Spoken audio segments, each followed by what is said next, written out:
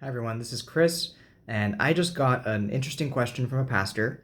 She was asking, I have a question regarding using a system such as Zoom for a church study or class and making it public when you have participant interaction.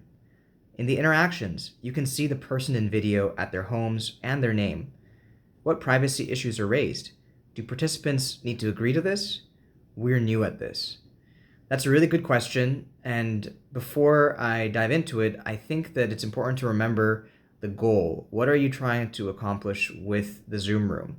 And if you're trying to do a Bible study or a small group, something like that, that's private by nature, it may be better just to keep it private. And you can do that by just sending it to the channels that you already have. So if you have an email list, if you have a text, group text, or a WhatsApp group, something like that, share the Zoom link with just those people, and that way you won't have the same kinds of privacy issues you would have as if you publicly made available that link.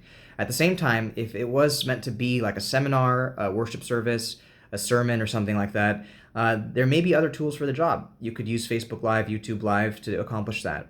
Now, if you wanted to try to include multiple participants in a public setting, let's say like a panel discussion, or maybe having a liturgist as well as yourself leading worship, these other kinds of scenarios, it's possible to combine Zoom with just the people who are meant to be leading and stream that to Facebook or YouTube Live.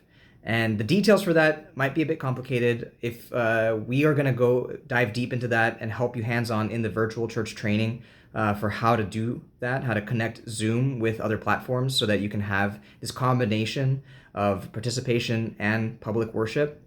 But that's another possibility too. So I want to just bring up the question of like, what's the actual goal? When it comes to privacy, of course, when you come to church, there's no real expectation of privacy. It's a public event. Everyone's welcome to that. And in the same way, when you actually want to post something like a Zoom room on Facebook or social media or in an email, you can just mention the fact that this is going to be a public room. If people want to maintain their privacy, what they can do is hide their video and rename their nickname. Those are some ways that you can protect that privacy. Keep in mind that a Zoom room does have a limit, even under the pro account of 100 participants. So depending on how big of a thing you're trying to do, there may be other tools that are more well suited for what you're trying to accomplish.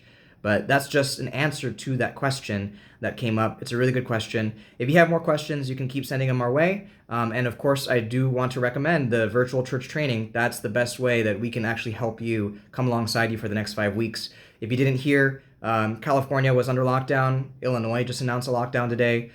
So it's a very real possibility that more and more places are going to be locked down. And that virtual church training is meant to be there for you to help you. You're going to have email access to us so that we can answer your questions along the way.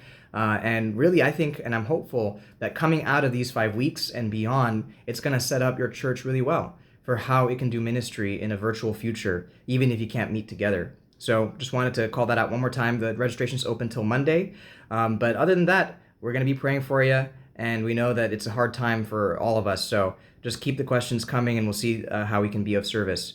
And until next time, thank you. Have a good weekend.